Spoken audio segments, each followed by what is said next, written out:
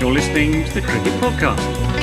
Hello, everyone, and welcome to the Cricket Podcast, where we are back and we're going to be talking about England thumping Pakistan again. It's all getting a bit boring.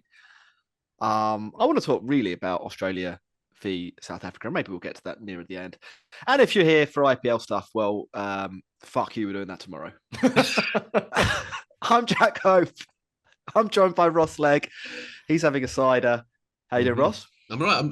I wouldn't say fuck you to any of our listeners. Maybe to Max, but other than that, but I'm great. I'm great. I'm hard today, Ross. You really are. Celebratory cider for our incredible victory in Pakistan, and it's looking forward to talking about it. And we've got Max Ray Brown. How you doing, Max? Yeah, a little hurt, to be honest. Ross is coming in hard on me today for no clear reason. But well, we don't want to say what he called you off air. Do we don't want that. We don't want that happening. But yeah, I'm very well, thank you. I've just finished work for Christmas. So what better way to celebrate that fact than by recording a podcast with you two lovely gents? Do you want to know my problem? Always, Jack. That's what we're here for. Where can I start? We are your agony aunts. My problem is that I'm a bit down on Test cricket at the moment, and I feel like there's no good narratives. I feel like it's turned into the International Gardening Championship a little bit, and I feel like the World Cup, the Football World Cup that we've just had, and actually the T20 World Cup, were quite a lot better than what I've seen in the last 3 weeks. So over the course of this episode, fellas, you're gonna have to try and point out all that's great good about the hashtag purist form of the game. Well, I can start, I suppose, now by pointing out the lack of human rights abuses involved in the England-Pakistan series. That is true. Yeah. Okay, that's 1 point. We'll put that. We'll have 2 columns here. I've got some paper. And we'll put no that we're aware of. Yeah. We don't know what Ramesh Rogers gets up to in his spare time. That is true. He might have actually buried the groundsman alive after the first test, for all we know. So that's good point, Max. Right, messages to the listeners, and then we'll have Max's summary. So Ross, you can tell the listeners what to do, and the people watching on YouTube. Yes, you should follow us at the Cricket Pod on Twitter and Instagram. We're nearly 1,000 people follow us on Instagram, and considering we post absolutely nothing on there, it's pretty good going. And then Twitter is always alive and well. If you want top quality cricket memes, if you want us arguing with random people around our cricketing views, and you want us just waxing lyrical about Sunrisers Hyderabad ahead of IPL, then our Twitter is the place for you. And if you want to get access to the Discord, then please sign up for our Patreon, which is patreon.com/the Cricket Pod. The IPL auction is this Friday, and our coverage is, I think this is not a silly thing to say, our coverage of the IPL is probably the best in the world. I'd agree with that. You were going to go with the UK. You've got him big. No, I think the world. The world. Oh, fucking come on. What, the Sydney Morning Herald? Get out. Who? We know, between us, we know more about the IPL than Anil Kumble. So I think that's fair. We've got a couple of good shows coming up on that. Yeah, we've got Christmas show. We're going to do the Christmas show as well. One on Friday. Christmas show. Get involved. So, and there's we're not always this brazen, but it's Christmas, so let's get going. We are the best. Yeah. Max, we've got a whole segment dedicated to you, the Max summary. What happened between Pakistan and England in the final test? Well, Ross, it was a dead rubber in name only, wasn't it? Because there was so much riding on it. England looking to be the first team to whitewash Pakistan in Pakistan, which, given the state of English cricket and Test cricket just 12 short months ago, would have seemed like complete fantasy. But here we are. England were even able to give a debut to an 18-year-old just to see what would happen, and still give themselves the opportunity to provide a momentous result for English cricket and world cricket.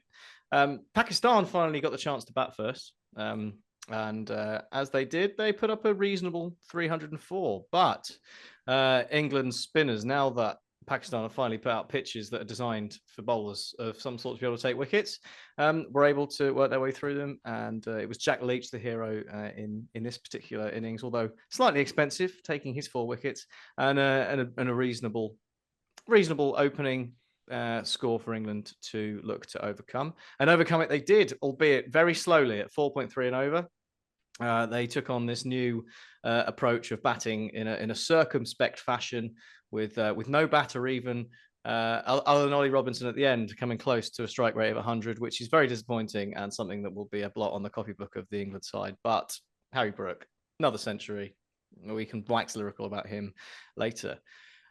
Then Pakistan's turn to try and set a target. And it looked for quite a while that England were going to be chasing something down pretty momentous as Babar and Saud Shakil were at the crease and set fair. But was it a masterstroke by Ben Stokes to delay bringing Rehan Ahmed into the game? Or was it another case of Ben Stokes does something and magically it just happens to be exactly the right thing, as a long hop did for Babar Azam, his famous weakness of smacking a half-tracker straight to the fielder, opened the floodgates for the 18-year-old to take a five-fer on debut, outshining Babar Ahmed, the previous musician, step aside, new rabbits being pulled out of hats by England's young pretender, meant that Pakistan only made it to 216, leaving a very simple, apparently, target for England to knock off, which they tried to do in about half an hour the night before, but unfortunately the light got the better of them.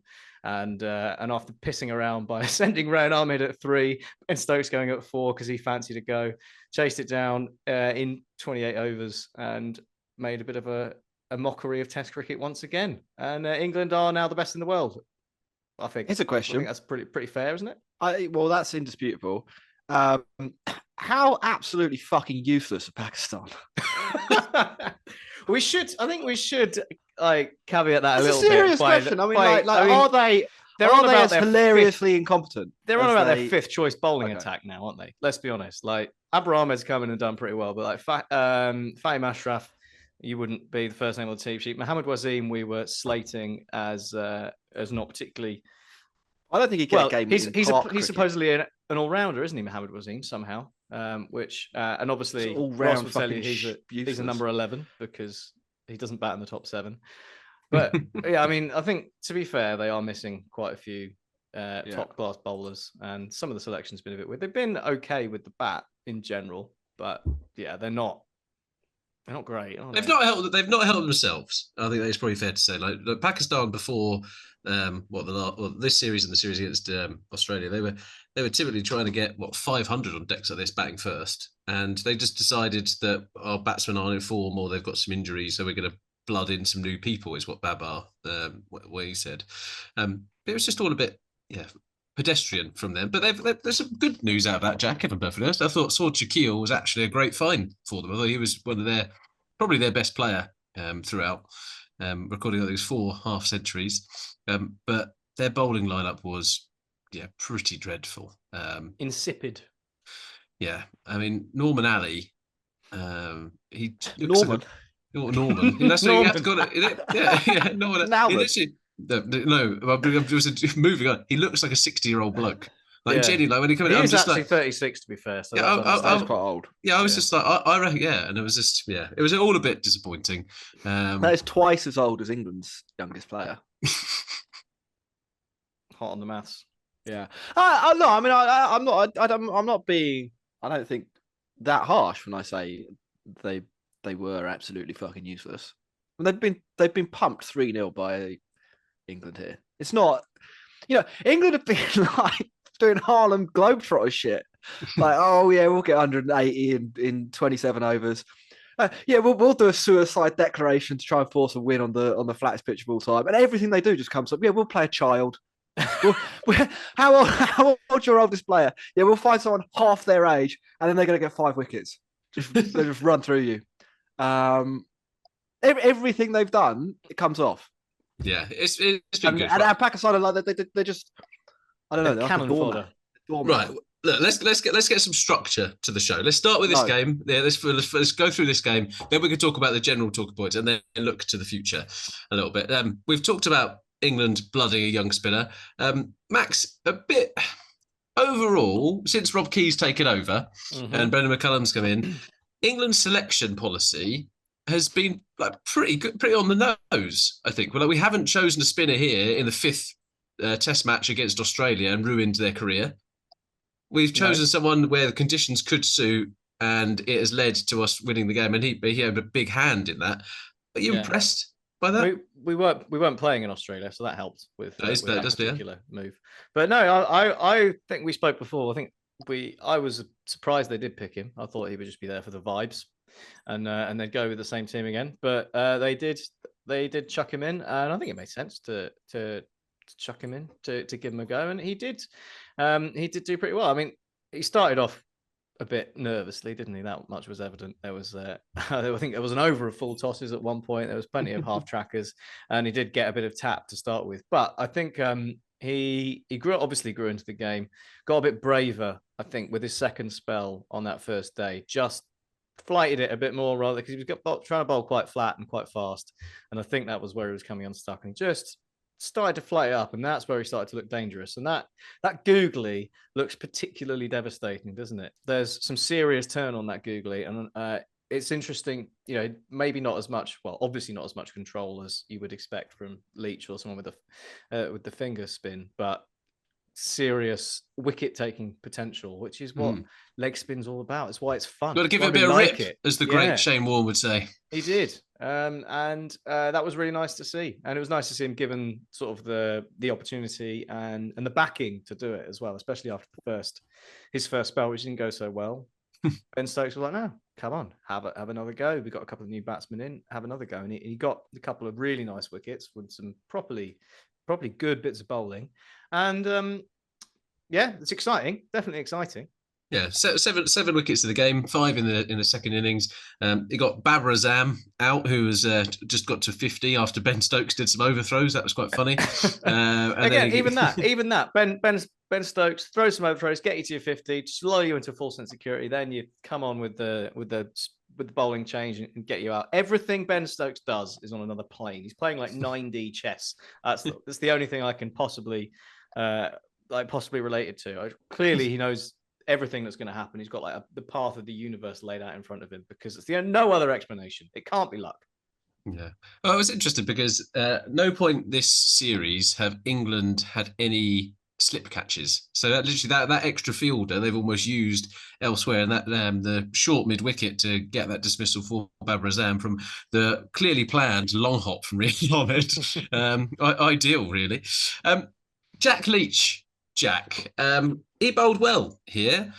He's a bit of a weird player for me because when he does well, I'm kind of a bit like, meh, he should be doing well. He's England's leading spinner. But when he does badly, you really notice. Is that a bit harsh on the nut, or? I think he was pretty average. So I'm going to sit on the fence here. I was looking at the numbers for the series.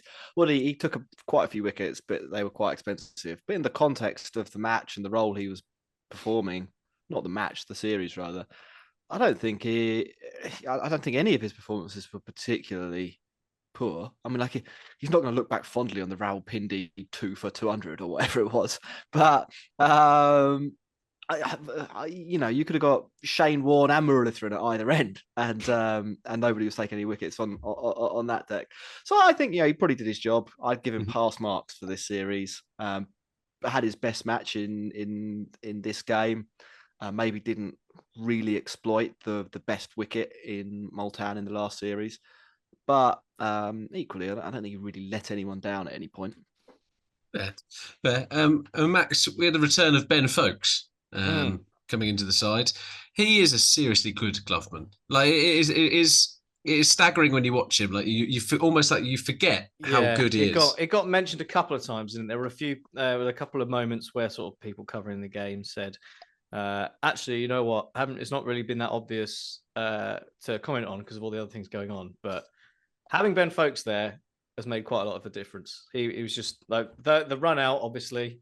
In the first innings was a brilliant piece of work, and just like you just notice how much cleaner everything is compared to when you had Ollie Pope behind the stumps.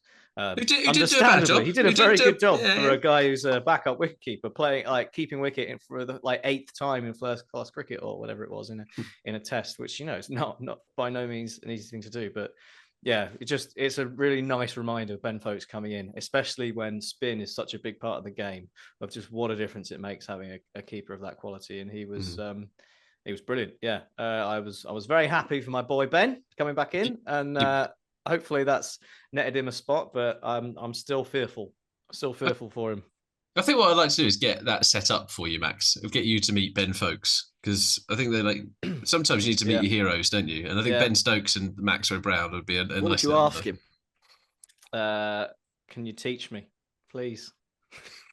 How are you so good? Teach me how to be so good. Yeah, no. Who whitens your teeth? Max is going to get the new. Now that's the sort. Who whitens your teeth? Much better. But it was his batting here that actually was quite interesting, I thought, because England have been a bit slapdash, which has been fantastic to watch. But his innings kind of kept the thing together, kept the whole glue together, right? And it allowed England to record a slender lead, but an important lead. Jack, is there place in this team moving forward with Ben Folks, or do you think Johnny Bairstow is going to come back and take the gloves? Where do you see that going? I think they'll give it to Bairstow. I mean, you can't not play Brook. You can't not play Bairstow. You can't not play Root. So who do you leave out? And you can't not play Stokes. And Ollie Pope's had a good series. Yeah, and Ollie Pope's been pretty good. So unfortunately, it probably is Folks.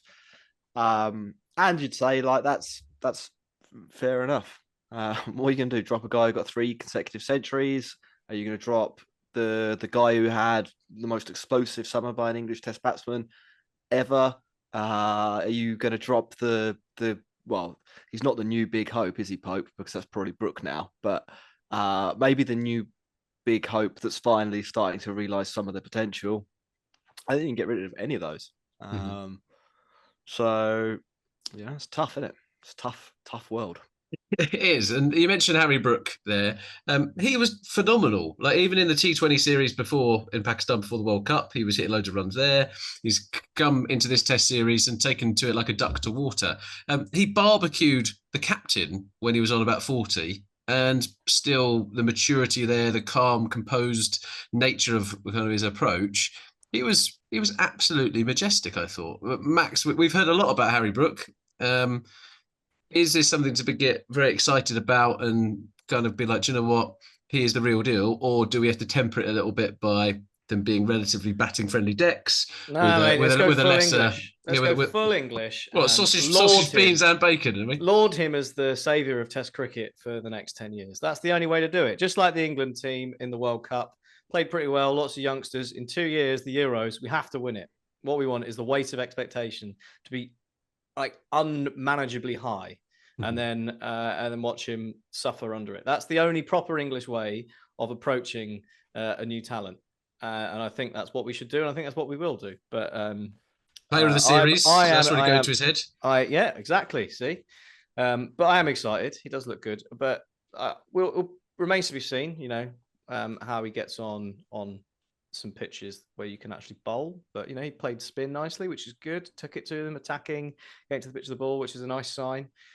But yeah, obviously he's got more to do, but certainly the signs are good for now. So that middle order's suddenly going ballistic.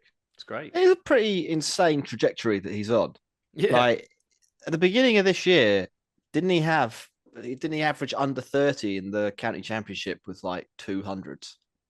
And now and since then in first class cricket, including Test matches, he's averaged 100 with like 9 centuries. Next year, all I'm saying, 2023, if he continues on that path, gets 3 times better, then he will, average 300. And I think we have to prepare for that. Anything less than that, Max, just to build on your point there, anything less than an average of 300, I think we'd have to say it was a disappointment. That's unfulfilled potential. Yeah. Do you know what I think of some of this? And that's just if it's a linear trajectory. What if it's like exponential? Yeah, that's true. I hadn't thought about that.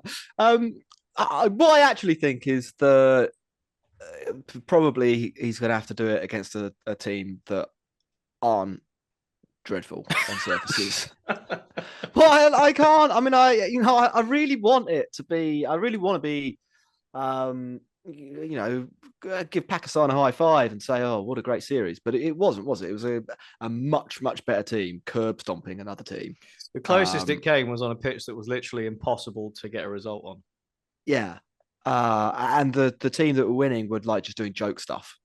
Like they were actively doing things to give the other team a chance. Basically, like you don't do some of the things that England were doing unless you are so confident. Unless you are either like have got a death wish, or you are so confident in your team's ability that you are prepared to take these risks, knowing that they're quite likely to come off. Now it might be a bit of a combination of both of those things, but or the decision making might be a combination of both of those things. But I think we can quite clearly see from the outcome that the real reason England have been able to get away with all of the kind of unusual strategic choices they've made is because there's a huge gulf in quality. There's not really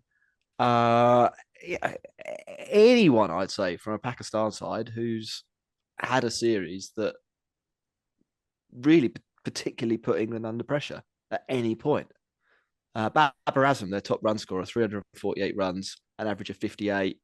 He's behind Duckett and Brook from an England point of view. His strike rate's, pitiful in comparison with the England players. He wouldn't be in the top. I don't think he'd be in the top 8 England players for in terms of strike rate. There was at no point did Pakistan successfully put England under any pressure. They never tried to take a session from England. I love that we're talking about strike rate in Test matches. That's nice. That's where we are fundamentally. Now. That's fundamentally how England won that first series, that first match, and it's a big part of why they were able to sort of steamroll Pakistan in the other two. It's Pakistan. They came into the series with a weak bowling attack, and every time they went to the second choice bowler, they got murdered. Like they effectively had one dangerous option, and if that guy wasn't bowling, they would go around the park. And even sometimes when that guy was bowling, he was going around the park. So, I mean, I think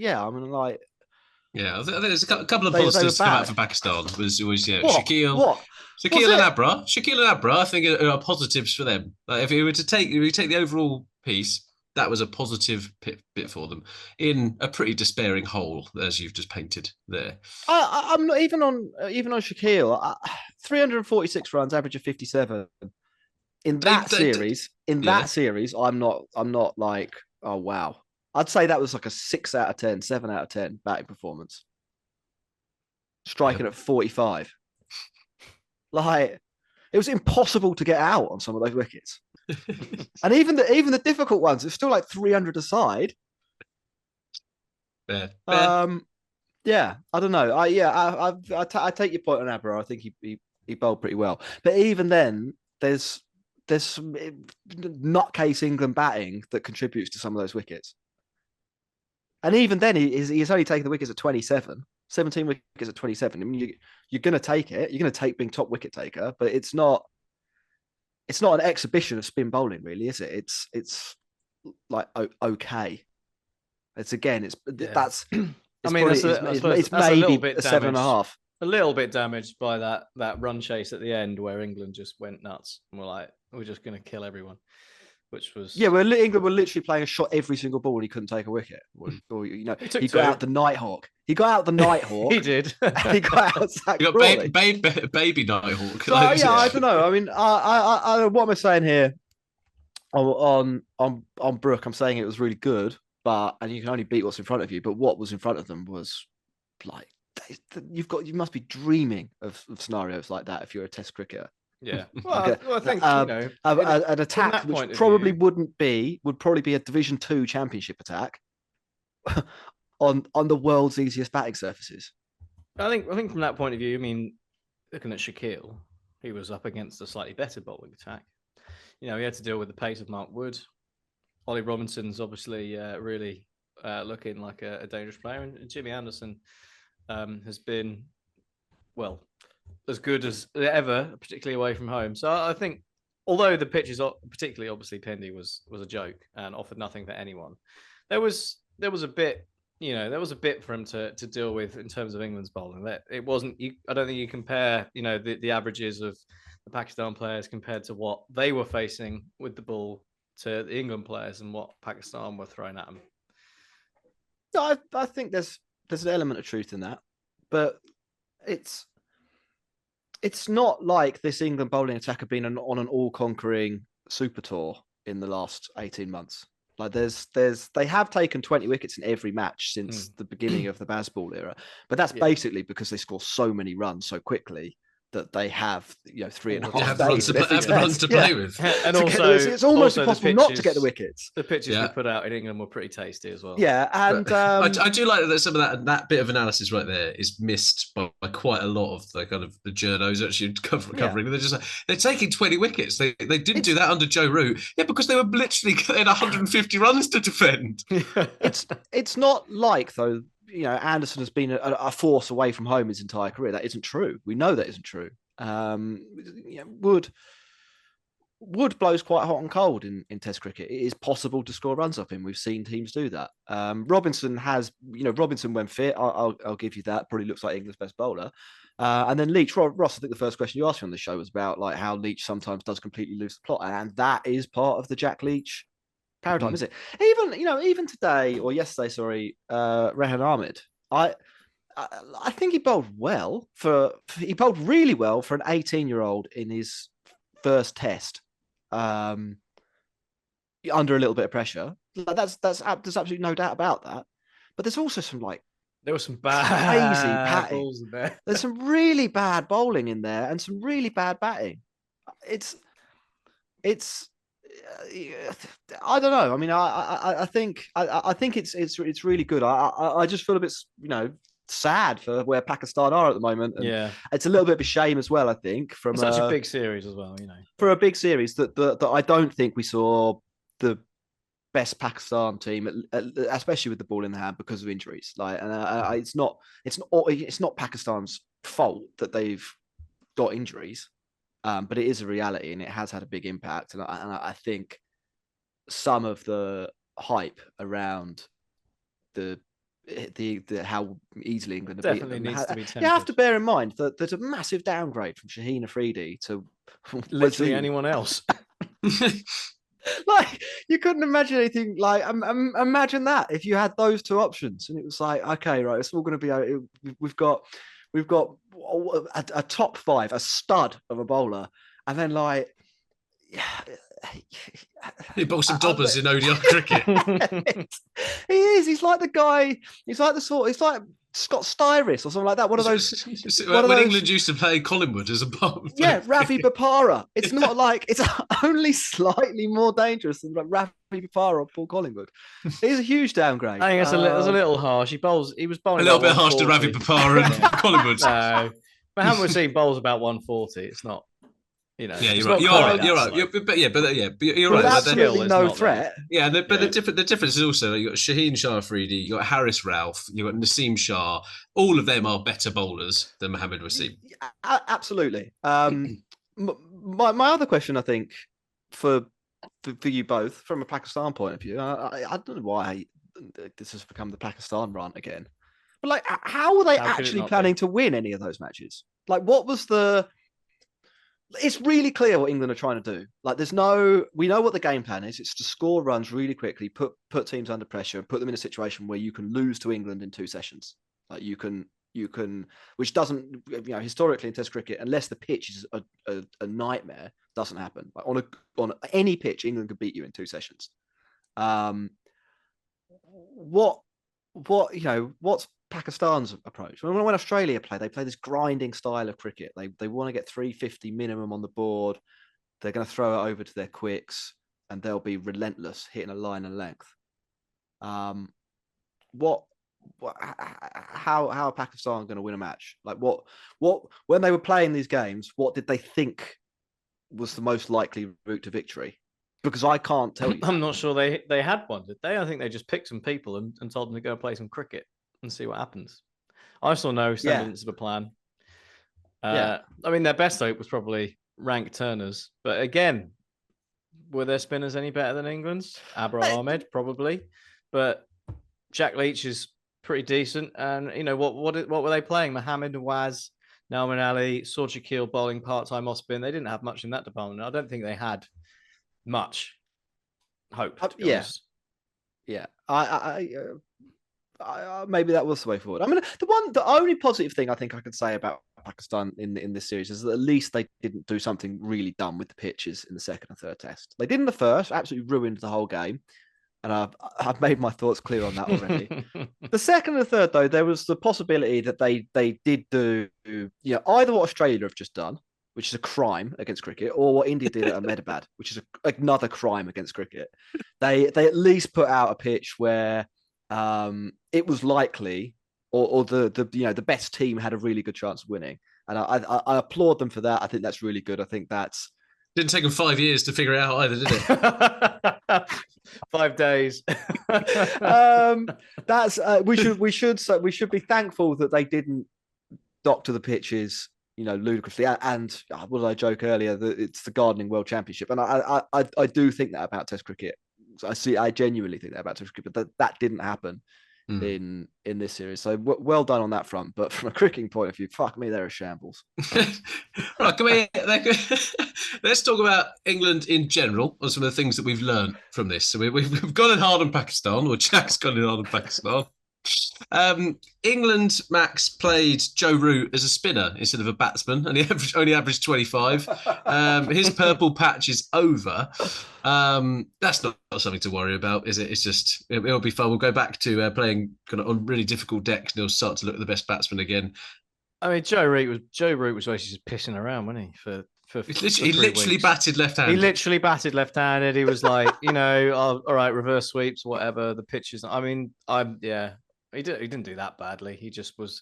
I do think there is something to be said for perhaps letting Joe Root just do Joe Root because he will score quickly enough as it is without having to. What's his career strike rate, Jack? Could you get that stat up from Test cricket? 55. Okay. Yeah, I mean, which isn't. It's not bad, is it? I mean, it's slightly above 3, but he has the ability just to keep it ticking without resorting to, but without going for anything particularly extravagant, like perhaps we've seen from Stokes and Brook and even Ollie Pope to an extent. So I think there is perhaps something there about just letting Joe Root get on with it, but he's clearly having fun and enjoying himself, and I'm more than happy for him to carry on doing that. I think England are going to carry on doing well. I think if we see, again, England coming up against a team that can actually bowl and take wickets, we might see him take charge and go back to a bit more of that kind of way of approaching things. But yeah, we've got New Zealand in February. He was basically on holiday, wasn't he? Yes, New Zealand in February is the next series. I mean, what's he didn't get many runs in this series. You say it was a failure by the standards of the match, the pitches and the bowling attack for sure. And in the England v South Africa series, he didn't get any runs at all. But no one did really. They were some suspect wickets there for sure. He got runs earlier though, didn't he? Against India, I think he's got a couple of centuries so far. I think it's because he was so good for the year leading up to that. I think perhaps we've got unrealistic expectations. Like it's not uncommon. It's not uncommon paradigm. Then it is a big disappointment, isn't it? Yeah. I mean, Joe Root should be averaging about 9 million by now, shouldn't he? What did he go? He went from averaging about 70 the year before to averaging 20-ish probably across those 6 tests. So I guess he'll drop him 3 or something. Drop him for best though. That's the answer. Best out of 4. You could open with him. Could revisit that. Horses for Courses selection has been one I've been a big fan of over the years and was crying out when we started this podcast for England to do it a little bit more often. The selection of Ben Duckett has been pretty good, really. His return to Test cricket after 6 years. Is he the leading run scorer, the second leading run scorer in this? Max, you're a diminutive left-handed batsman. Thank you. When it comes to Ben Duckett, were you impressed? I was certainly impressed. Really impressed. I think a lot of people expected it to be Beaker. because that's what England did last time. When it Keaton came Jennings for the uninitiated. But I thought it was I thought it was brilliant, and it works really nicely with what England are trying to do, doesn't it? Sweeping, reverse sweeping, keeping runs ticking over, and it was really good, and it was nice to see him get another chance after his initial foray into Test cricket, which didn't go particularly well for him, unfortunately. No. So it's a really good option for England to have, and I obviously totally agree with you, Ross. Very boringly. Hopefully Jack can play some devil's advocate and make it sound interesting, but horses for courses, always in favour of that particular approach. Particularly, I mean, playing spin is such a different skill that isn't really that well practiced or evidenced in English cricket, because no one gets the opportunity to do it, because we don't have particularly good spinners in domestic cricket, and they bowl spin on English pitches, which is completely different, really, to trying to bowl spin to take wickets, unless you play for Somerset. I don't know about that. I think they probably just picked the best player for the job, and I think that more often than not is what you should do. If you've got two equally crap options, so say it was, what was the name of the bloke who played in summer? We've already forgotten him. Alex Lees. Alex, I wouldn't say Lyth, but Adam Lyth, Alex Lees, yeah. If your options are Alex Lees and Jet Jennings, then maybe you pick, I don't know, Jennings away on spinning conditions and Alex Lees when you don't think it's going to spin. Maybe that's what you do. But I think if you have like a player that appears to be good enough to average in the high 30s, opening the batting in Test cricket, and you have a guy who can play spin quite well, you still just pick the best player and they'll figure it out. Mostly. Yeah, but Ben Duckett is good at playing spin. We know that. No, for sure. But then the logical extension of this. Yeah, but Keaton Jennings was picked in that Sri Lanka tour and scored a bunch of hundreds and looked really good. I think the extension of this is that now, Duckett's good against spin, so we should drop him when we're at home, and pick somebody else. Tom Haynes. Yeah. I would more than happily see Ben Duckett just open at home and give that a go. Well, then we're not doing horses for courses. We're playing the best team, aren't we? No, but that's the. But in this case, that's the reason he came in, isn't it? He's probably going to get the 2 games against New Zealand in February, right? So that is probably his proving ground to go and do that, and then they might change their mind. I would have absolutely think he'll be in the Ashes. I have no expectation that he will not be opening the batting for England in the first Test in the Ashes. With Super Zach Crawley. Yeah, who are they going to bring back? Who are they going to bring in? Rory Burns. Okay. This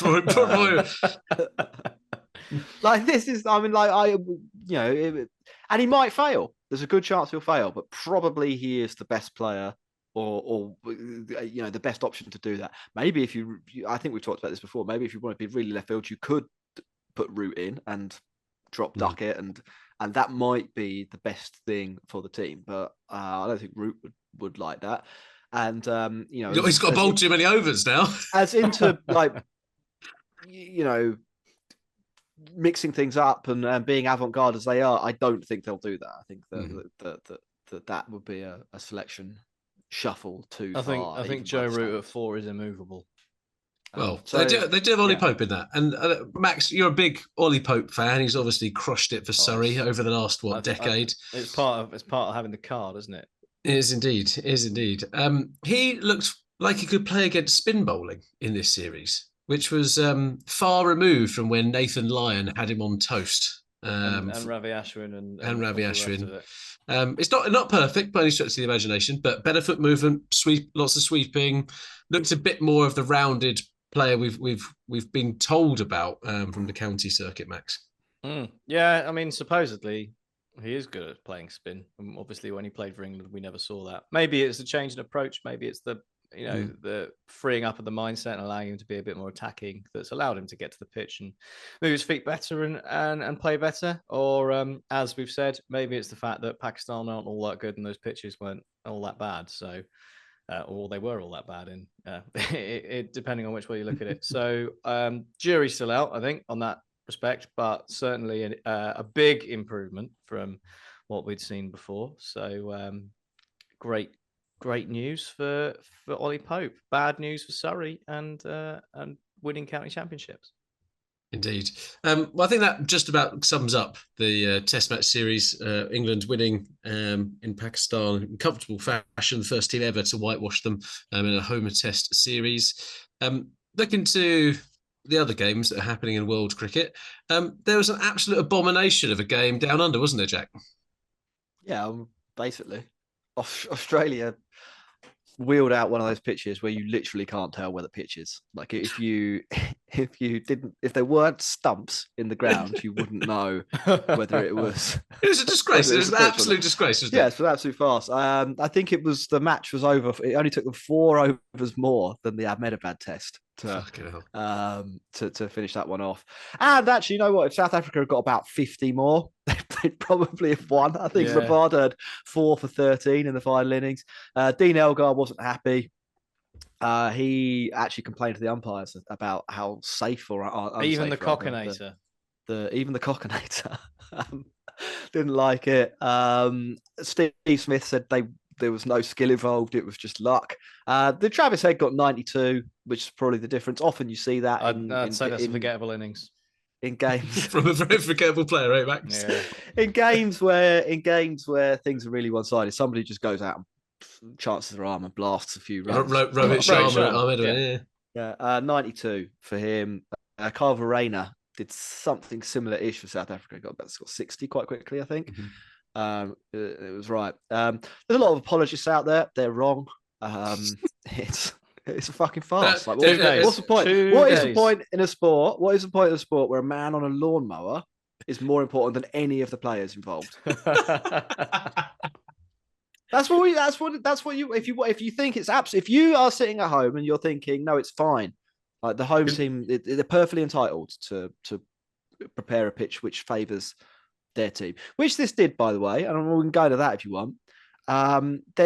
Then what you are saying, the logical conclusion that you can get to there is that basically it's more important to have a good groundsman than I find it actually fast bowler, quite bizarre, great captain, that they went down this route, because I don't. But I just think if Australia put out an Australia pitch, they would beat South Africa. No, because it's possible that somebody digs in and gets 250 for South Africa, and it is possible that Rabada and Nortje and Janssen still bowl you out. Yeah, it's just still possible. It's also just as possible that Nortje, Rabada, and Janssen are going to absolutely destroy your team, as it is that Boland and Stark, Cummins, the rest are going to do it to Hazelwood. But I think if you're Australia, you gamble on the Australia skill have got Smith and Labuschagne. The big difference between those two, the big difference between those two, the two teams, is the two players that you said, plus Warner, plus Khawaja as well, actually, Ross, and Travis Head's had a really good summer. Like I said, the big difference. That's 5 better players. They've got 5 better batters. So why the first best? Why are you South turning African. it into a lottery? But you're not, though, are you? What you're saying is that one of those will get some runs, and that's exactly what happened. And then you won. They didn't want this match to finish in 2 days. Like, there are some other factors involved. It's been a wet spring in Australia. It's clearly they clearly didn't get it right, but they wanted a deck where it did everything, so that South Africa weren't going to get 250 and beat them. And it was mission accomplished. I thought it was well done, curator. The ICC also have. With the guidance that they've got around the pitches, they don't do themselves any favours, right? So the pitch at Rawalpindi has got a demerit point. Mm-hmm. I'm not sure the Ahmedabad pitch ended up with a demerit point. Yeah, it did. It got below average. It's below average. But this one has not got a demerit point. It's got Gabba's and a slap on the wrist, is my understanding. I think it's like the number of demerit points or something like that. So I think Ahmedabad got one and this one got one, but it didn't get poor. None of these pitches have got poor. No, below average for both. Below average. I mean, it's quite a long way below average, isn't it? Depending on what your definition of poor is. If your definition of poor is one of the worst pitches of all time, then the extensive margin below average is not incorrect. Yeah, you didn't actually have to call the game off. That's like that's the base layer. Yeah. I think as well. Like, there's a few people saying that it wasn't as bad as Ahmedabad because it was slightly more balanced. Like it didn't massively favour one side. Yeah. Are those I are those disagree with people that to an from extent. are those people from countries where the ball traditionally seams more than it spins? Well, I saw by any Simon chance? Hughes say it. Yeah. And then I Reason. saw But- Abhishek Mukherjee, the Indian journalist, be like, "No, it's fine. You should dock your pitch loads." And I was just like, "This, how fucking? I can't believe you're advocating for this. Why? Why would you follow a sport where a doctored surface that made it really hard for one of the teams to win was a part of the game that everyone liked? Yeah, I mean, wanted more of. It's a slight tangent. preposterous. I think possibly the reason people, aside from things that we don't want to get into too deeply, but one of the reasons people tend to perhaps ascribe lower quality to pitches that turn a lot compared to pitches that seam all over the place is that when it turns, you get that visual puff of dust that makes it just look that little bit more, I don't know, visceral, I guess. And Max, have you had a good look at this pitch? But have you had a good look at this pitch? There are divots. Yeah, but I mean, from from the wide angle when you're watching it on TV, obviously you've got your armchair people on Twitter doing whatever they do, and when it's puffing up dust, you're like, oh, this is a joke. And usually when it's a green seamer, you're just seeing the ball leap off a length and go, oh, no, this one, it's just as bad. The ball was going in through the surface, taking up a bit of ground. It looked like Ross had been playing golf on it. It's a bomb site. I will say one thing. I do somewhat agree with that. I think it favoured Australia. They were the most likely team to get a result, but in theory was possible for South Africa to win. It made it less likely, I think, than a fair pitch. But some of the pitches, we've seen in India, and the results bear this out. By the way, lost. India lose 1 in 20 tests at home. What's the fucking point in playing Test cricket there? That's not what happens when they go away. They lose in South Africa. They lose in New Zealand. They lose in England. They don't lose in Australia. No. We should remember that. I don't know how this is becoming. They will do next time when Australia doctor all their pitches. But I just think in general across the world, it's this. When I say how are we fixing it? We're tasked with sorting this every out. Time it happens, you go on your podcast and you moan about it for 3 minutes. Yeah, that's what you do. All right, that's my plan. Yeah, maybe we should just get a segment called "Pitch Please," and then we'll just do it on there. Maybe that's what we should perfect. Do. Yeah, it was more pitch. I prefer Pitch Please. Yeah. We haven't done that for a while, have we? Stupidly named segments. That was like back in the old days when we didn't know. Yeah, that used to be good. I get it now. So I was like trying to work out what pitch please meant, but it's pitch please. Yeah, correct. Okay, cool. Yeah. I get it.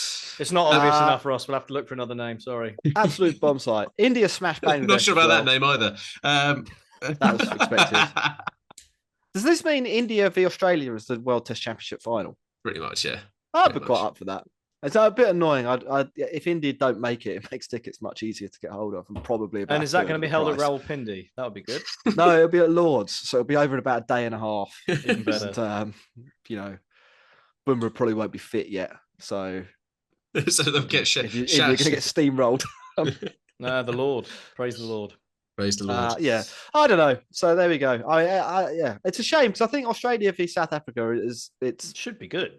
It has been a really good series historically, hasn't it? There's lots of drama. They're two quite well matched teams. They're an example actually when you have fair pitches of how it's not uncommon to see the away team win because the conditions are relatively similar, which is why I think this is a little bit of an aberration. And like to pretend like it just happened by chance is a lie. Like absolutely, what happened here is that Australia asked for a pitch that seemed the captain and the coach asked the groundsman, and the groundsman got it just a little bit wrong.